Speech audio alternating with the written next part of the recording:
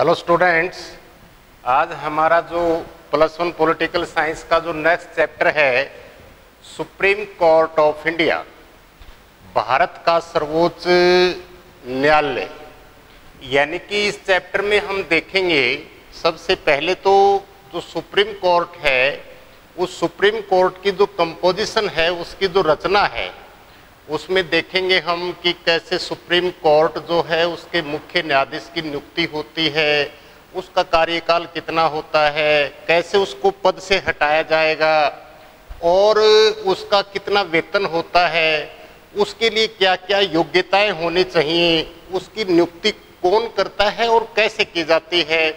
और साथ के साथ हम देखेंगे कि सुप्रीम कोर्ट के जो पावर एंड फंक्शंस हैं, यानी कि उसकी शक्ति और उसका क्षेत्राधिकार, उसमें हम देखेंगे कि उसकी प्रारंभिक शक्तियां कौन कौन सी हैं, यानी कि वे मामले जो सीधे सुप्रीम कोर्ट में ले जाए जा सकते हैं।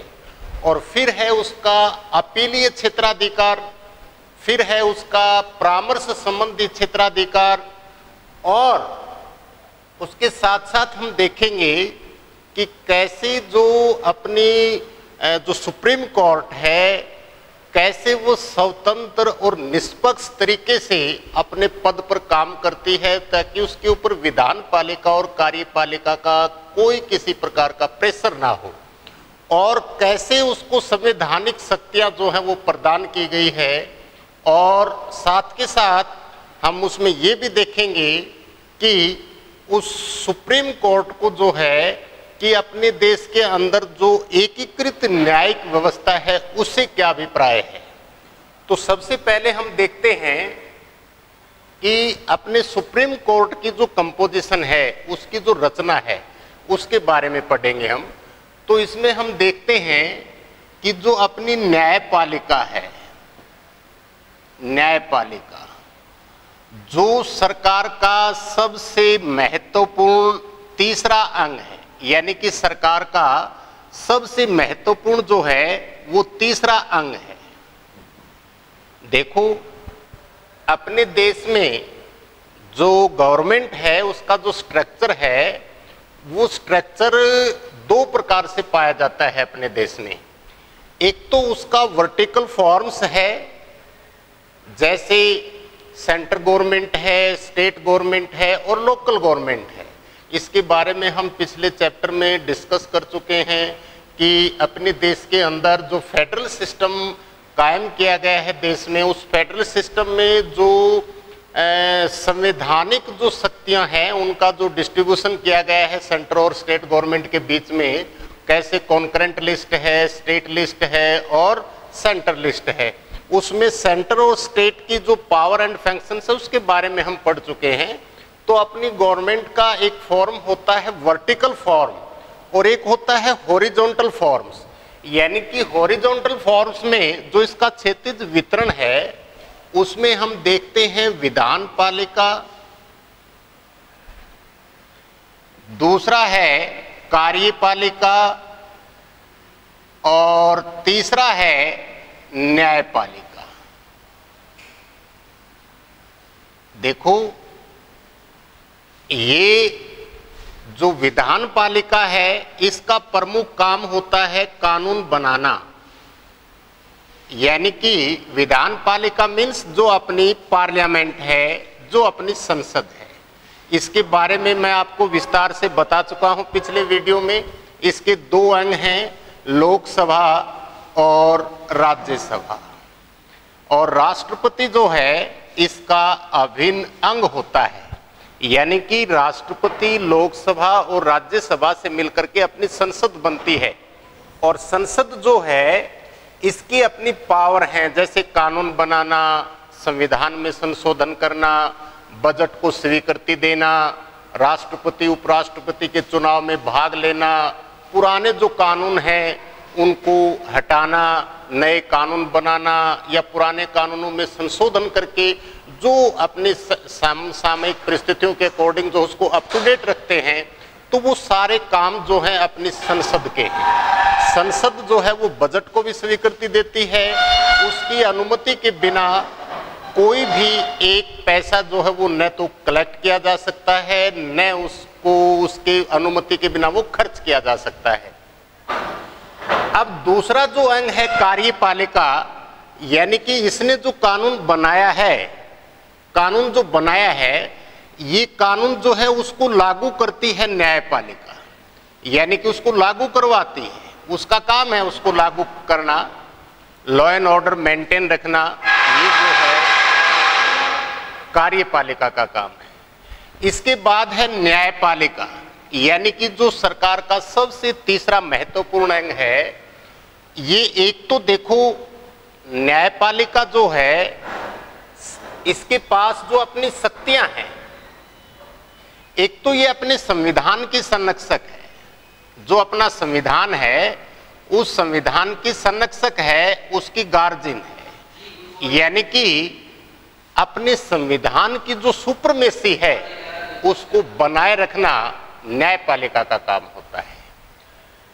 दूसरा ये देखती है, दूसरा ये काम करती है कि विधान पालिका ने जो कानून बनाया है उस कानून की संवैधानिकता की जांच करना, यानी कि उसकी संवैधानिकता की जांच करना कि इसके द्वारा बनाया गया जो कानून है क्या वो संविधान की जो मूल भावना है उसके खिलाफ तो नहीं है, और यदि ऐसा है तो न्यायपालिका उसकी संवैधानिकता की जांच करके उस कानून को रद्द कर देती है।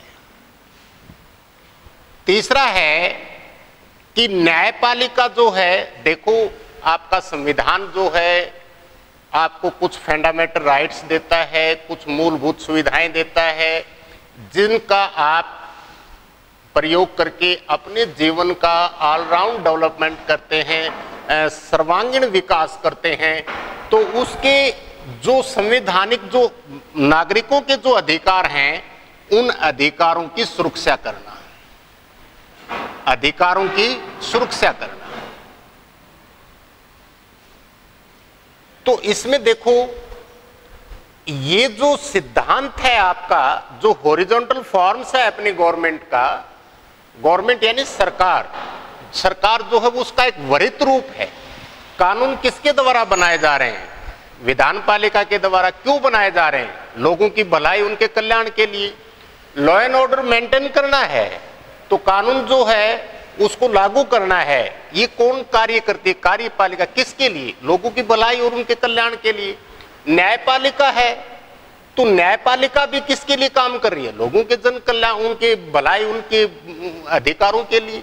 तो वरित रूप में देखें तो तीनों ही अंग जो हैं वो सरकार हैं, लेकिन सरकार का जो हम देखते हैं वो सिर्फ और सिर्फ हम रखते हैं कार्यपालिका से संबंधित। ये जो हॉरिजॉन्टल रूप है सरकार का, इसमें सबसे पहले एक फिलोसफर हुए हैं फ्रांस के, उनका नाम था मॉन्टेस्क्यू। यानी कि मॉन्टेस्क्यू के समय में ऐसा था कि भी सभी शक्तियों का जो सोर्स होता था वो एक राजा होता था और वो अपनी मनमानी करता था। कानून भी वही बनाता था, लागू भी वही करता था, न्याय भी वही देता था। तो एक प्रकार से हम देखते हैं कि वो सभी शक्तियों का सोर्स जो है वो एक ही व्यक्ति होता था। अब यदि कानून भी वही एक व्यक्ति बनाएगा, लागू भी उसी को करेगा, न्याय भी वो खुद देगा, तो वो व्यक्ति पक्षपाती हो सकता है। इसलिए मॉन्टेस्क्यू ने शक्ति पृथक्करण का सिद्धांत दिया था और उस शक्ति पृथक्करण सिद्धांत में उसने ये दिया था कि भी विधान पालिका एक अंग ऐसा हो जो कानून बनाए, दूसरा अंग हो जो उसको लागू करे, और तीसरा अंग है कि वो देखे उस कानून की संवैधानिकता की जांच करे कि क्या वो कानून उनके अपने मन मुताबिक या उनके ही लक्ष्यों को पूरा कर रहे हैं। तो एक ऐसी स्वतंत्र एजेंसी का होना जरूरी है जो इसकी मनमानी के ऊपर रोक लगा सके। इसकी जो मनमानी है उस पर रोक एक स्वतंत्र एजेंसी होगी, तभी लोगों के जो अधिकार वगैरह हैं वो सुरक्षित रह सकते हैं।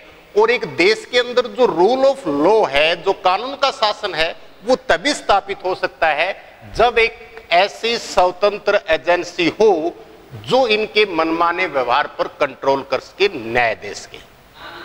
इसलिए उसने शक्ति पृथक्करण का सिद्धांत दिया था। अब अपना जो संविधान है, इनके बीच पावर और जो जुरिडिकेशंस है, इनकी शक्ति और जो क्षेत्राधिकार है, उनका वर्णन किया गया है। जैसे ये कानून बनाएगा, ये लागू करेगी, ये उसकी संवैधानिकता की जांच करेगी। तो इस प्रकार हम देखते हैं, इसको बोलते हैं, ये जो सिद्धांत दिया था, ये सिद्धांत है चेक्स एंड बैलेंस। ये जो सिद्धांत है चेक्स एंड बैलेंस, यानी अवरोध और संतुलन। ये अवरोध और संतुलन जो है, इस प्रकार जो है ये कार्य किया गया है। तो इसमें आपने देखा कि न्यायपालिका जो है वो सरकार का एक सबसे महत्वपूर्ण अंग है।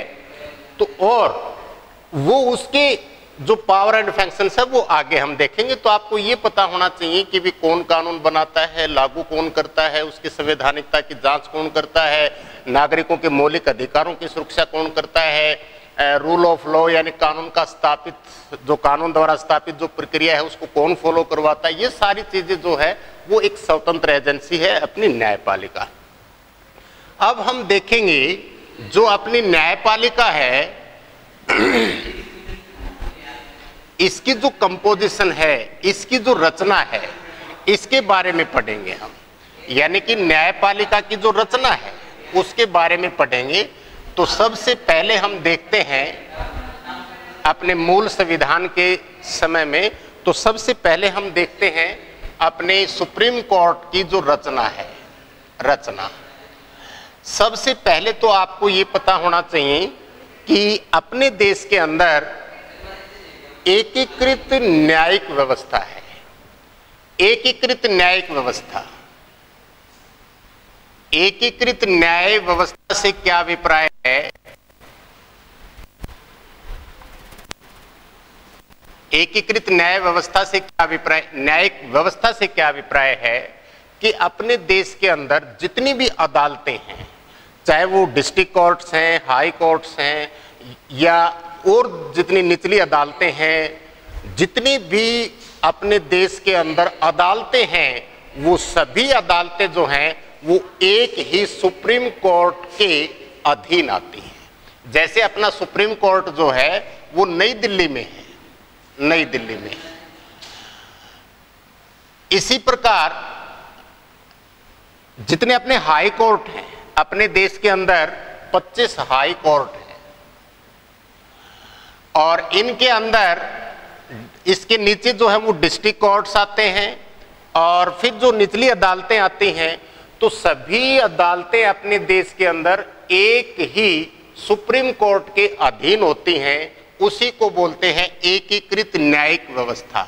आपने देखा हो, सुप्रीम कोर्ट जो भी डिसीजन देता है, जो भी निर्णय देता है, वो निर्णय नीचे की अदालतों को मान्य होते हैं। और सुप्रीम कोर्ट के पास एक पावर भी है, वो नीचे की जो अदालतें हैं, हाई कोर्ट है, डिस्ट्रिक्ट कोर्ट्स हैं, इनके द्वारा दिए गए जो भी जजमेंट हैं, निर्णय जो हैं, इनको भी बदल सकता है।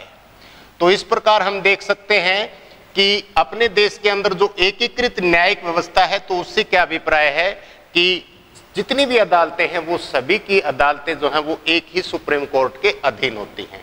इसके बाद हम देखते हैं कि अपना जो मूल संविधान है, जैसे वर्तमान में हम देखें तो अपने जो सुप्रीम कोर्ट है, सुप्रीम कोर्ट के अंदर 33 अन्य न्यायाधीश हैं वर्तमान समय में।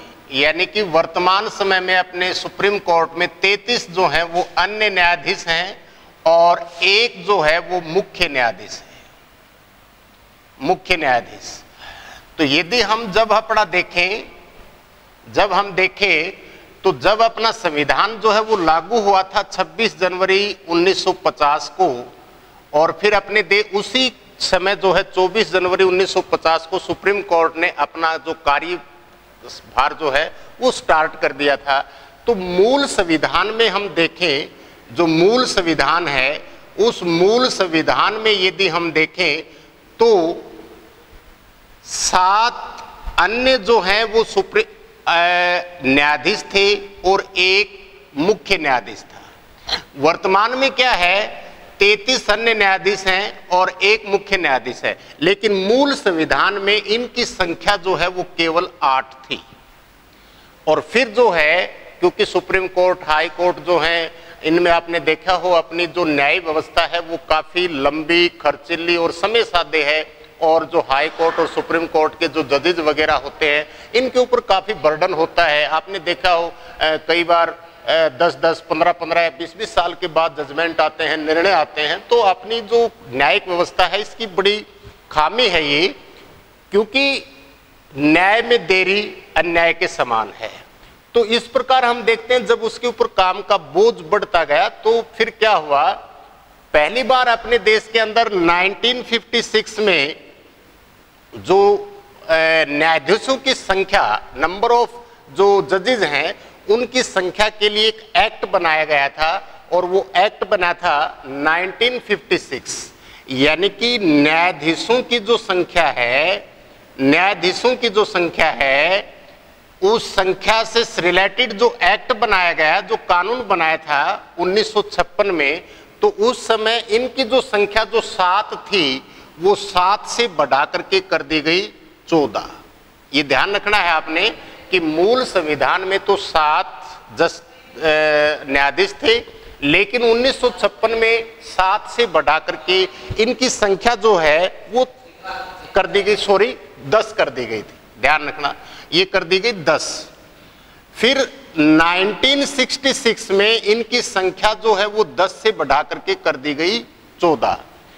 फिर 1978 यानी 1978 में इनकी सदस्य संख्या, जो इनकी सदस्य संख्या है, इनकी सदस्य संख्या जो है वो 14 से बढ़ा करके कर दी गई थी 18।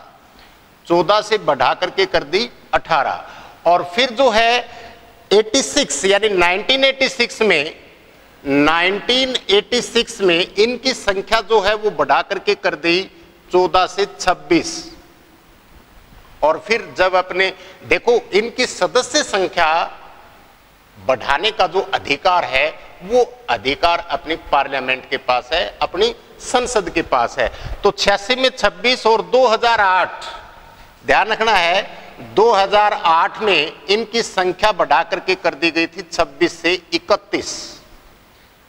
यानी कि 30 अन्य न्यायाधीश और एक मुख्य न्यायाधीश, 25 अन्य न्यायाधीश, एक मुख्य न्यायाधीश, 15 अन्य न्यायाधीश, एक मुख्य न्यायाधीश। तो इस प्रकार हम देखते हैं कि 1956 में न्यायाधीशों की संख्या से रिलेटेड जो एक्ट था उस समय इनकी संख्या 7 से 10, फिर 10 से 14, 14 से फिर 20, 20 से फिर 26, फिर जो है 31, और वर्तमान समय में हम देखें तो अब उनकी सदस्य संख्या 30 अन्य न्यायाधीश हैं और 33 अन्य न्यायाधीश हैं और एक मुख्य न्यायाधीश है। इसके बाद हम देखते हैं इसकी जो नियुक्ति है, इसके बाद हम देखेंगे कि सुप्रीम कोर्ट के जो चीफ जस्टिस हैं, चीफ जस्टिस, उस चीफ जस्टिस को अपॉइंट कौन करता है।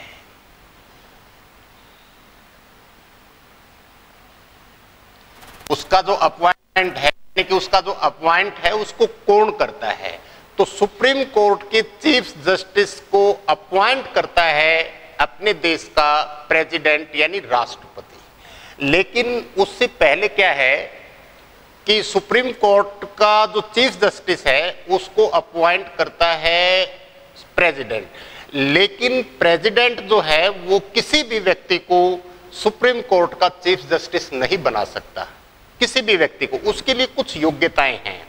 सबसे पहले तो योग्यता है कि वो भारत का नागरिक हो।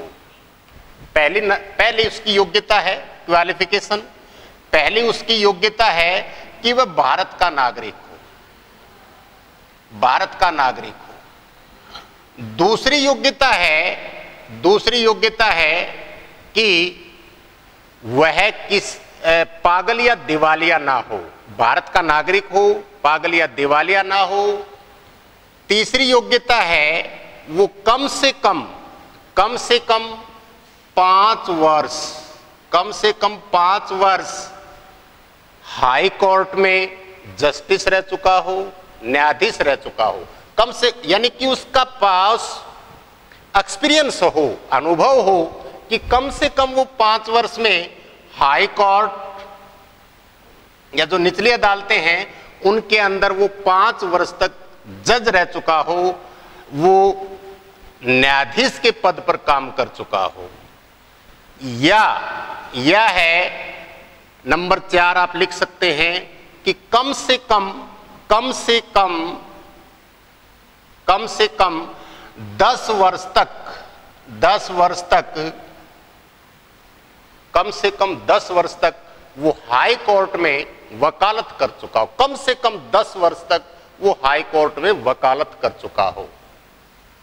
नंबर 5, या ये ध्यान रखना है, या वो व्यक्ति कानून का विद्वान व्यक्ति हो, राष्ट्रपति की नजर में वह एक प्रसिद्ध विधिवेत्ता व्यक्ति हो, उसको भी प्रेसिडेंट जो है वो सुप्रीम कोर्ट का चीफ जस्टिस नियुक्त कर सकता है। यानी राष्ट्रपति की नजर में वो एक प्रसिद्ध विधिवेत्ता व्यक्ति हो।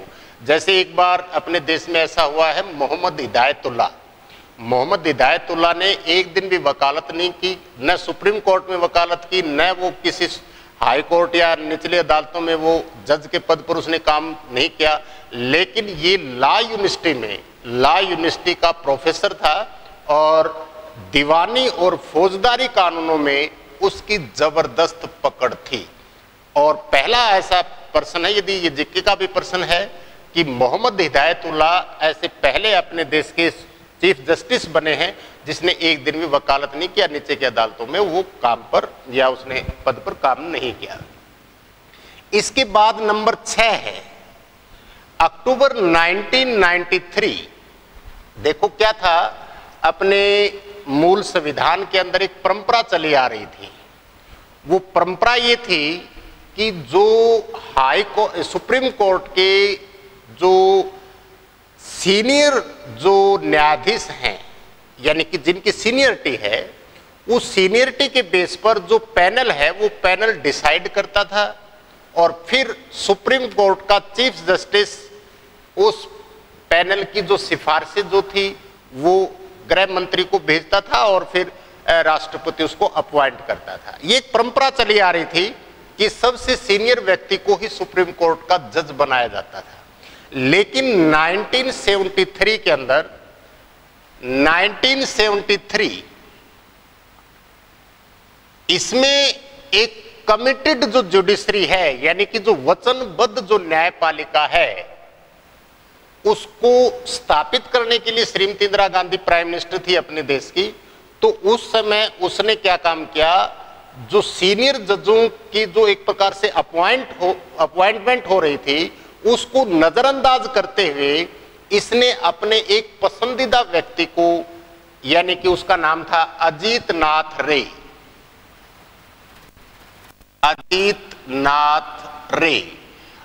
नाथ रे को जो है वो सुप्रीम कोर्ट का चीफ जस्टिस अपॉइंट करवा दिया उसने, यानी कुछ सीनियरिटी को नजरअंदाज किया इंदिरा गांधी ने।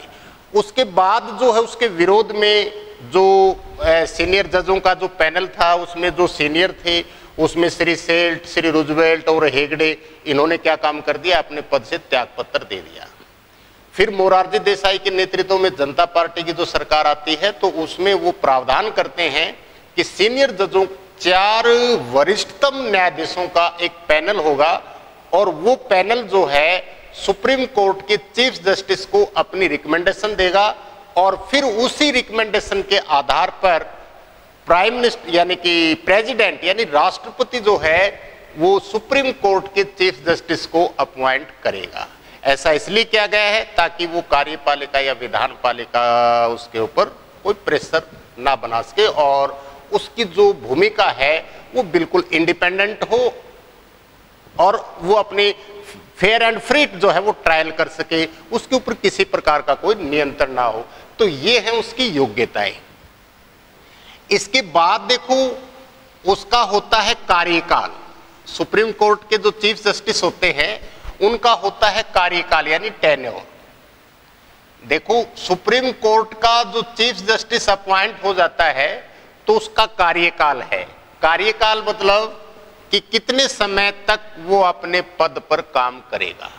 तो उसके लिए दो हैं और वो दोनों में से कोई एक कंडीशन को, कोई एक शर्त को पूरी करता हो।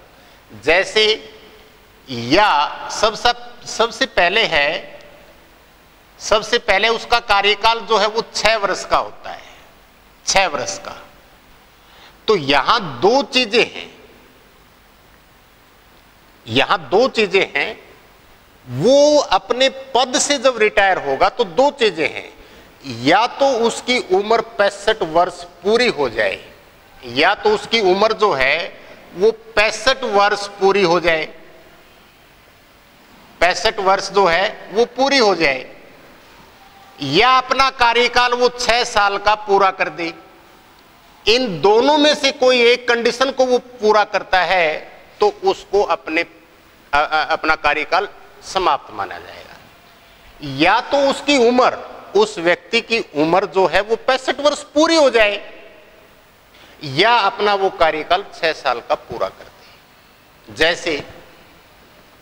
जैसे मान लो कोई व्यक्ति 62 वर्ष की आयु में वो चीफ जस्टिस बनता है, 62 वर्ष की आयु में वो चीफ जस्टिस बनता है, तो उसका कार्यकाल जो है वो 3 साल का ही होगा, क्योंकि उसमें एज लिमिट जो है, उसकी जो मैक्सिमम एज है, जिस पद पर उम्र है वो काम करेगा, तो फिर उस कंडीशन में उसकी 65 वर्ष की उम्र पूरी हो जाती है, उसकी उम्र जो है वो पूरी हो जाती है। और फिर मान लो कोई व्यक्ति जो है, कोई भी व्यक्ति मान लो वो 52 साल की उम्र में, या वो 57 साल की उम्र में, या 55 साल की उम्र में वो चीफ जस्टिस बनता है इंडिया का, तो उसका कार्यकाल जो है वो 6 साल का पूरा होगा। यानी 52 साल की उम्र में है तो 58 साल में वो अपने पद से रिटायर हो जाएगा, उसका कार्यकाल पूरा हो जाएगा, क्योंकि कंडीशन दोनों में से कोई एक फॉलो करता हो। उससे पहले उसको पद से तभी हटाया जा सकता है यदि वो अपने पद का दुरुपयोग करता है, संविधान की भावना के वो खिलाफ जाता है, करप्शन है, भाई भतीजावाद है, तो उसको अपने पद से पहले तभी हटाया जा सकता है जब संसद यानी कि जो अपनी पार्लियामेंट है, पार्लियामेंट, उसके जो अभी थोड़ी देर पहले मैंने बताया था, लोकसभा और राज्यसभा, लोकसभा और राज्यसभा, ये दोनों सदन उपस्थित एवं मतदान में भाग लेने वाले सदस्य, मतदान में भाग लेने वाले सदस्य, मतदान में भाग लेने वाले सदस्य, यदि दोनों सदन 2/3 मेजोरिटी से वो प्रस्ताव पास कर देते हैं तो उसको पद से हटना पड़ेगा। तो ये था वे उसका कार्यकाल। इसके बाद हम देखते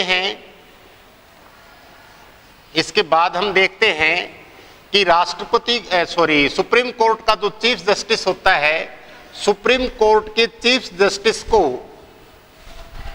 वेतन मिलता है, यानी कि उसकी योग्यता होगी, उसका कार्यकाल होगा, उसकी नियुक्ति राष्ट्रपति कैसे करता है, फिर उसका जो वेतन है, उसका जो वेतन होता है वो भारत की जो कॉन्सोलिडेटेड जो फंड होता है, भारत की जो संचित निधि है, उस संचित निधि से उसको वेतन मिलता है। और उस पद पर रहते समय उसके वेतन में न तो कटौती की जा सकती है और न ही उसके वेतन में बढ़ोतरी की जा सकती है।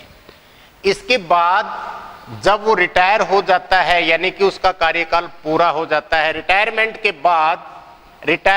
बाद वो उसकी वकालत जो है, उस वकालत पर प्रतिबंध लग जाता है, यानी कहीं पर भी वो बंदा जो है वकालत नहीं कर सकता, चाहे वो कोई हाई कोर्ट है, डिस्ट्रिक्ट कोर्ट है, कोई भी है।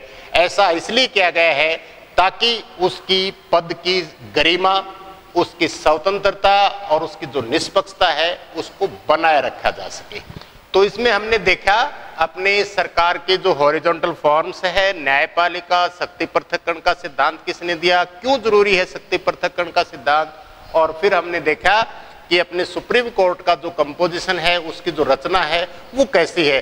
कल हम नेक्स्ट वीडियो में डिस्कस करेंगे सुप्रीम कोर्ट के पावर एंड फंक्शंस, यानी कि उसके प्रारंभिक क्षेत्राधिकार, उसका अपीलीय क्षेत्राधिकार, उसका परामर्श संबंधी क्षेत्राधिकार और परमादेश, उसके बारे में हम कल नेक्स्ट वीडियो में चर्चा करेंगे। धन्यवाद।